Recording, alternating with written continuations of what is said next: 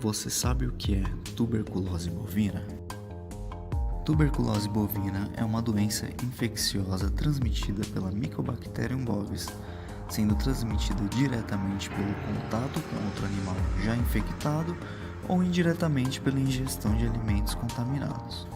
Esses alimentos podem ser o leite cru, queijo e carnes contaminadas, comprados em feiras, mercados clandestinos e comércios onde os produtos não foram inspecionados conforme a lei pelo CIF, que é o Sistema de Inspeção Federal, e o CISP, que é o Serviço de Inspeção de Produtos de Origem Animal, no caso do estado de São Paulo.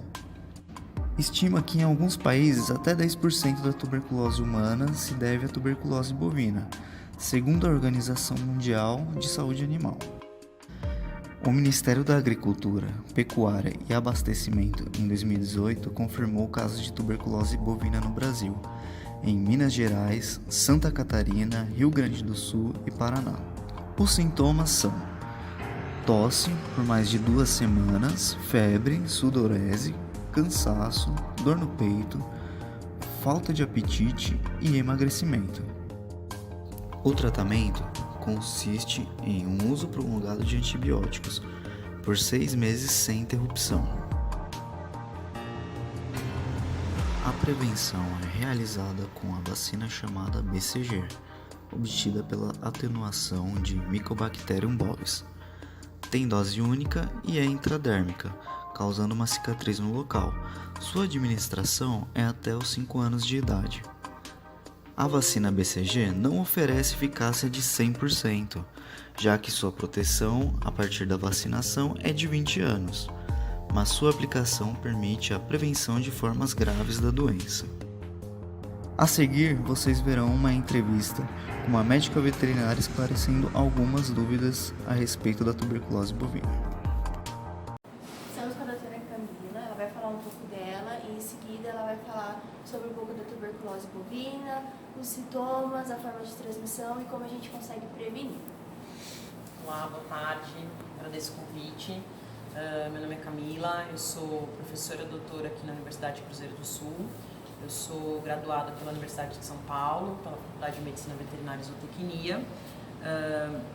Eu fiz residência em Clínica Médica de Bovinos e de Pequenos Ruminantes também pela FMVZ USP. Fiz mestrado e doutorado também pela mesma universidade, com o período sanduíche do doutorado na Universidade de Saskatchewan, no Canadá. E eu sempre trabalhei com ruminantes desde o início da graduação.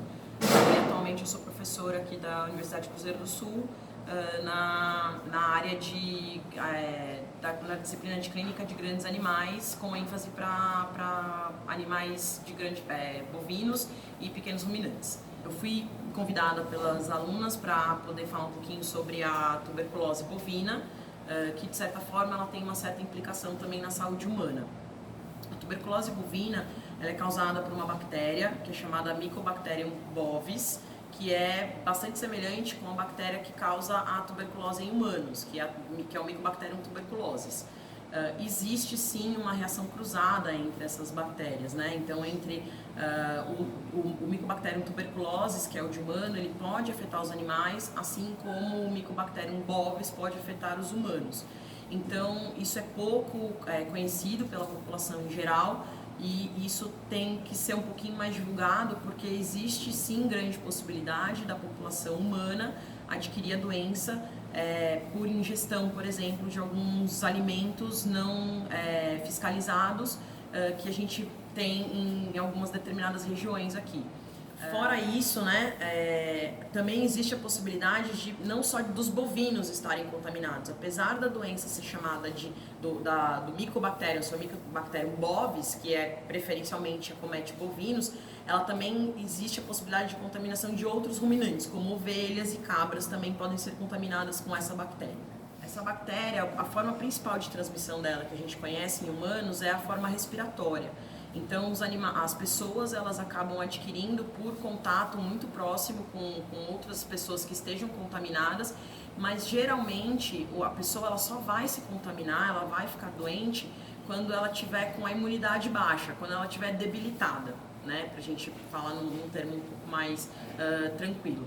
e por conta disso a pessoa não tem defesas no organismo para conseguir combater a bactéria e ela forma o que a gente chama de granuloma, né? Ela forma pequenos nódulos, principalmente no pulmão.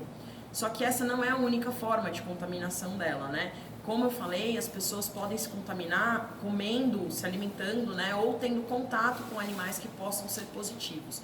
Então, a transmissão do animal para o ser humano pode acontecer também por via respiratória, e a pessoa vai desenvolver o que a gente chama de tuberculose respiratória, né, ou pulmonar, e também pode existir a forma que a gente chama de mesentérica ou intestinal, que é quando a pessoa ingerir, por exemplo, leite, que pode ser que vem de animais que estão contaminados com a doença e que esse leite não foi pasteurizado. Então, o que a gente gosta de falar para as pessoas, né, que a população em geral deveria saber, é que a gente não deve ingerir leite não pasteurizado ou leite que a gente não saiba a procedência, assim como alimentos também, a carne também, de lugares onde os animais não foram fiscalizados antes do abate ou durante o abate, porque pela carne, porque pode existir granulomas também presentes em determinadas regiões do organismo do animal, né, dos bovinos, que podem vir via carne. E se essa carne não for também bem tratada, né, cozida, frita, assada ou coisas do tipo, e não for bem tratada antes da alimentação, ela pode sim também passar para o ser humano. A manifestação que a gente vai encontrar são as respiratórias, né, que é a forma respiratória. Então o animal ele geralmente apresenta tosse, ele apresenta caquexia, né, que é a diminuição do peso, então o animal tem emagrecimento progressivo, como a gente costuma dizer, ele acaba perdendo muito peso em pouco tempo, então é nítido, né, geralmente eles ficam com a costela aparente, na região onde a gente tem o vazio do flanco, a gente consegue ver aquele triângulo formado, porque o animal fica com o abdômen mais fundo, porque ele começa a apresentar um emagrecimento. Porque a bactéria, como ela é um processo crônico, ela começa a debilitar o animal e o animal ele tende a diminuir a alimentação e também a fazer uma menor conversão alimentar. Essas mesmas manifestações a gente pode encontrar nos humanos, tá? Eles geralmente acabam também tendo tosse, é uma tosse que a gente fala que é uma tosse constante, mais de 3 meses com uma tosse que a gente fala improdutiva, né? Que você tosse e não produz secreção, é a mesma coisa que a gente vai ver nos bovinos, tá? Eles também apresentam tosse, que a gente fala que é uma tosse seca, né, que não é produtiva e persistente por um longo período. No caso da forma mesentérica, né, da forma intestinal, esses animais podem apresentar diarreia. Tá? É uma das principais manifestações que a gente vai encontrar. E o emagrecimento progressivo também, porque a presença desses granulomas, né, dessas formações nodulares no linfonodo, que tem nos linfonodos, né, nos gânglios, como a gente fala, tem lá na região do intestino, também vão diminuir a absorção de nutrientes, esses animais também acabam diminuindo o ganho de peso. Uma outra coisa que é importante, né, que eu acabei deixando passar, porque a gente pensa só que são os animais de produção e os humanos que adquirem a doença, mas a gente não pode esquecer que os animais, os pets também podem pegar a doença, tá? Os cães também podem adquirir a doença, tanto dos humanos.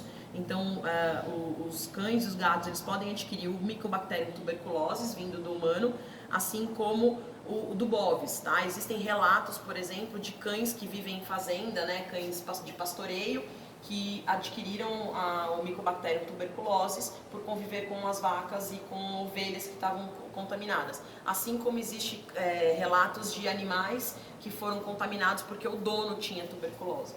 Então, isso é importante.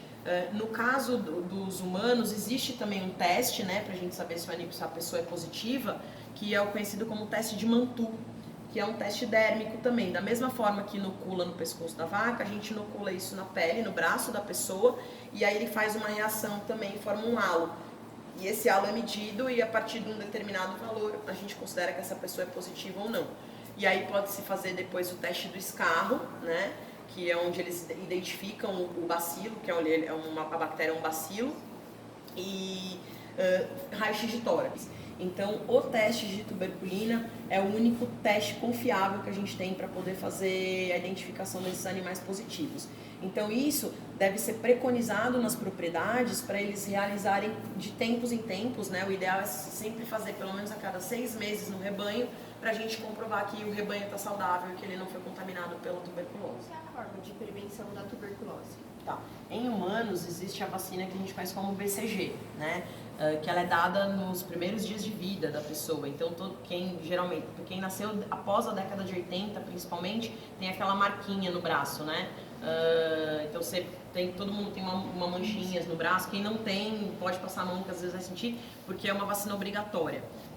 E, em teoria, essa vacina ela protege para o resto da vida. Para bovinos não existe vacina, tá? Então, para os animais a gente não tem esses casos. Então, a prevenção mesmo é a gente fazer um teste que a gente chama de tuberculina, tá? A gente utiliza o antígeno, né, que é o que vai detectar se tem a presença do anticorpo, que vai mostrar que o animal teve contato com a bactéria, que é um teste que a gente faz, que a gente inocula no pescoço do animal. Se esse animal teve contato com a bactéria, isso daí vai reagir e vai aumentar de tamanho. Então a gente vai medir a espessura da pele do animal e aí a gente tem um cálculo que é feito, né? E a gente consegue saber, através desse cálculo, se esse animal teve ou não contato com a bactéria. E se o animal adquirir a tuberculose, tem um tratamento? Não existe tratamento. Infelizmente, em humanos, é sabido, né, que o tratamento é longo, tá? Inclusive está bastante agora em alta, né, porque as pessoas têm comentado, porque inclusive alguns artistas conhecidos adquiriram tuberculose, né? Então todo mundo sabe que é um tratamento muito longo, é um tratamento debilitante também, porque a gente tem que utilizar antibióticos por no mínimo 6 meses. E mesmo assim, às vezes a gente tem que acabar prolongando um pouco esse tratamento.